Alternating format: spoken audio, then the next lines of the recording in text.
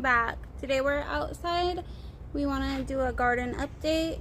So nothing has really changed since the last garden tour, but I've been noticing some problems here and there that I'm going to have to go ahead and treat. So we'll just go ahead and show you guys what's going on. Yep. So we went ahead this past weekend and we put our shade up, and it's just so hot already. So we have about 3 shades up to try and protect this garden. So over here in this bed, it's growing pretty nicely. This is the gray zucchini. This one hasn't produced any zucchinis yet, and it's doing good. I'm hoping to get some zucchinis on this one soon. Over here we have the crop neck squash. This one's doing good. It should start producing soon. I see a female flower on it. Now in the front here is where I put marigolds, and they've been actually getting eaten up with spider mites. So I don't know. I'm thinking I might take them out if they don't improve. You see, look. So they're probably gonna do better soon. I've just been hosing them off with water every day, trying to help with the spider mites. Over here we have my Armenian cucumber, which is finally thriving. It's doing really good. It has a few leaves that don't look too hot. And you see. So I don't know if that's spider mites also. So I'll probably come out today and spray everything down with neem oil, because I also noticed on the other part of this plant, on the tip of it, it looks like it might be getting some downy mildew, it looks like. So I'll probably just go ahead and spray this whole garden today with neem oil, just because we are getting some issues with bugs and pests on these leaves. This is another gray zucchini. This one's doing better. This one has been producing a lot more for me than the other one in the other bed. And then this one is a Dixie squash, and this one is also producing quite well. You see this one right here?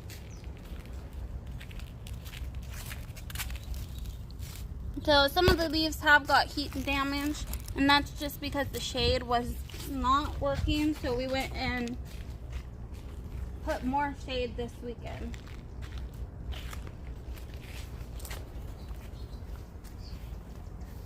Right here is the eggplant. This thing's doing great. We've already got eggplant off of it, and this eggplant's going on its second season, or second year. Oh, come here. So this is our Armenian cucumber. This is where I was noticing some stuff on the leaves that looks like it might be downy mildew. You see? I'm gonna take that one off. So I'm going to come out here today and just spray these down with some neem oil. You see, like right here, it's orangish. I don't know. I think that might be downy mildew, but I'm not positive. So I've been coming out every night and watering the garden, and I try not to wet the leaves, but it's a little bit hard to not wet the leaves when your plants are like overtaking the beds. So I'm thinking I might, now that it's getting so hot, I might need to come out early in the morning to start watering instead of the evenings, because I feel like it might be getting downy mildew because the leaves are staying wet for a longer period. You see down here? This little tomato is doing good, but yeah, I think it's just getting too hot for it. Okay. And the tomato bed. So this is our tomato bed. This tomato bed's still doing good. there is some leaves that are getting orange. I don't know if this is caused by, look at these ones. I'm not sure if this is caused by the heat or if this is some sort of disease. I'm not positive. Look on this side. On this side you can see it more. See? You see? You can see these tomato leaves are getting yellow. It's only on the bottom. The top is still growing nicely. So I'm gonna, like I said, I'll go out today and spray and take off all these leaves that aren't doing so well. And So pruning. yeah, and the tomatoes, it's gonna get too hot pretty soon. These tomatoes should be done by July or August.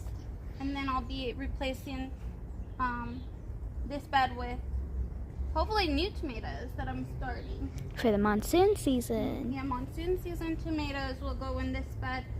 But I do have a shade and I'm trying to protect this to get it through as long as I can because I really love these black cherries and this yellow pear tomatoes. These two tomatoes are Rutgers. We've got a few off of them, a few Rutgers tomatoes, but they're definitely not our favorite, so I won't be putting those back next year. Okay, let's just do this one. Over here in this raised bed, we have this little jalapeno has been, or it's a serrano. This serrano has been doing awesome. And then over here, this tomato, this I do believe is heat damage because the shade wasn't reaching. It doesn't reach this corner. So it was getting a little bit heated up on this side. But it's growing well. Has a lot of new growth on it. The serrano is doing great for me, but the other peppers, they haven't been doing too well for me.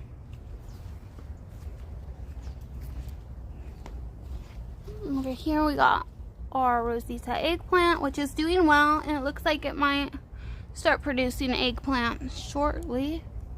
And in this part, I sprinkled some zinnia seeds to see what happens. I also have some zinnias inside that I'm starting from seed just because I've been having problems with birds picking out all my transplants or seedlings.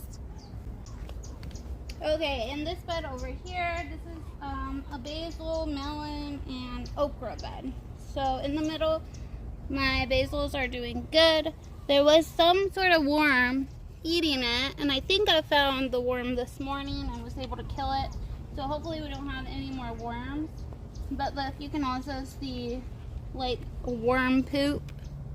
So there's definitely was some worm eating my basils. You see all the holes? So I will go ahead and prune these basils back. And I think, like I said, I think I got the worm. I found one this morning. It was huge. And over here I got my midget cantaloupe that are doing pretty well. This one's doing better. Look, you can see that's worm damage right there. And you can see with these little tiny holes, that usually means there's like a worm. So you want to just pull a leaf up, and usually you'll find them on the back of the underneath of your leaves. Yep, right here. Wait, is that a worm? Never mind, that's not a worm. Oh. Good, I think I got him this morning. To get to the sunflower Okay, bed. over here, this is the tomato from, back up. This is the tomato from last time. This tomato actually wasn't supposed to be here. It's self-planted. Yeah, the seed sprouted from the compost I put. And I really should pull it out just because this bed's already going to be super full with melons and basil, and I have okra. So I probably should pull these two tomatoes out, especially It's doing so well though. That's why I don't want to pull it out. But I know that usually tomatoes die by June, July or August. August. Not June. We're in June. Yeah, but they usually die by Oops. July or August. Mid-July, early August. They're usually dead. No, they die. And I have 2 of them. There's the other tomato over Also there. self-planted. Yes, they're just doing really well. So I haven't been able to pull it up. And then over here, hiding behind the tomato, we have our sugar baby watermelon. That's weird. We also had another sugar baby watermelon right here, but the bird pulled it up. And then on this side right here, in this area, we had our Black Mountain watermelon, which the birds also pulled up. So I have some melons started indoors, and when they get big enough, I'll go ahead and put them out. And on this side, we got okras and zinnias that I need to thin these zinnias. There's way too many all in one area. So I will need to back up so you can show. We will need to come and thin these out. Right here, there's okra. Right here's another okra. Another okra. And then there was an okra here that the birds pulled out. So I did put 2 more seeds, but those ones are behind just because the bird pulled out the big one. And over here, this is a huge sunflower. And it's Go next to it. It's doing pretty good. There's some dead that I'm gonna have to go ahead and cut. But Comparison. Mom, it's huge. sunflower. Oh my god. Yeah, this thing is huge. I love it. Look how pretty that is. Let me see if we can show that one. That one Oh, I've already. seen that one. Oh, okay, yeah. That one already had open in it's starting to wilt, but there's gonna be a couple more up top that open soon. It is just huge. A huge branching sunflower. And then my favorite bed, Over here? the sunflower bed. Yeah, this sunflower bed's looking rough, but it's pretty. Show that one. That one's pretty. This is the Ring of Fire or the chocolate? I think it's Ring of I'm Fire. not sure. It looks like a ring of fire. Oh my god, look at a bee. That's a bee. Look at this one. Look at that bee. Okay. So this sunflower bed is looking a little rough, but the sunflowers are real pretty. So the reason I think this bed is not doing super well is because it's a new in-ground bed. So I did try to amend it with some compost, but for the most part it's just native clay soil that we have here. And my ideal was to try and put sunflowers. To loosen up the... Loosen up the dirt with the taproot. And I'm actually starting inside some Tithonia. How do I turn this around? So inside I'm starting some Tithonia flowers. They're Mexican sunflowers. And I'm thinking that these sunflowers are looking pretty rough. I'm gonna let them go and open up. But if I have to, I will replace it with a Mexican sunflower for monsoon season. So that's my idea with this bed. Oh, What happened? Anyways, that's the... Oh my god, it's following you. Hold on, don't move.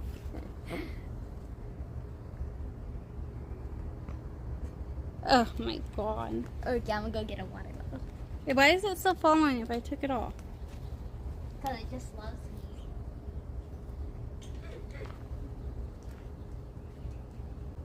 me. Look at those views. Sea is so beautiful. This one's my favorite, the small one. And then there's some that are still about to open. This one's my favorite one. Oh, and this is like... That's I must my have favorite. accidentally put a little one It's right so here. cute and fluffy. Yeah. This is the birds are tearing up. The birds are kind of getting at the leaves. They like to... The little finches come here every morning and they like to take There's the little ants on the strings stem. out of the plants. There's ants on the stem. Look at. Oh, that's okay. That's cool. But yeah, they've been loving these sunflowers. And the bees also love them. There's always bees every morning over here on these sunflowers. Yeah. So the red currant tomato that self-planted itself over here in the rocks is also doing really well.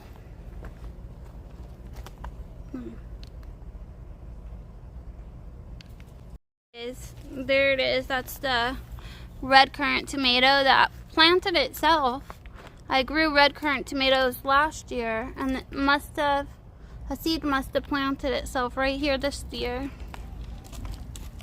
So red currant is just these teeny tomatoes, And they are like that, and they turn red. And I think they're called also red spoon tomatoes or currant tomato. And that one's actually doing really well, which is surprising because it just planted itself right here in the rocks, where this soil or dirt, it's literally just native soil. Hasn't been amended or anything like that. I think I did put some fertilizer over there though, like liquid fertilizer here and there when I fertilized the garden. I also fertilize this. But other than that, it's just growing in the native dirt, which is kind of cool. So as you can see, the garden, it's doing really well. There is some problems that I think just come from it's really hot. So I will need to go and give this garden a quick spray down, just because there is some bugs coming, like worms that must have came from, I think, moss or something. I don't know. They're little green worms that are eating holes and stuff. And also looks like my marigolds might have some spider mite damage. And the squash, it looks like it's just having leaf damage from the sun. So we're gonna go prune those. We'll prune those back, and we'll spray neem oil on everything that had a bug, or like the Armenian cucumber, which looks like it might be getting a downy mildew. And I think that's just because I have to water by hose every night, and I might be watering too late in the evening. So I should start watering early in the morning or earlier in the evening. That way the leaves can dry up faster, because even though I try to water under the leaves, it's almost impossible when your plants are taking over your bed. Yeah. So I do my best. So over here, I also want to, since we're getting into the summer, hot summer months, I want to go ahead and add this granular fertilizer to my plants, just to make sure they're nice and fed through the summer. Well, that's all. We'll go ahead and spray the garden down and get that granular fertilized on everything, and that's all we have. Yeah, but till then, cheerio. Bye-bye. Peace.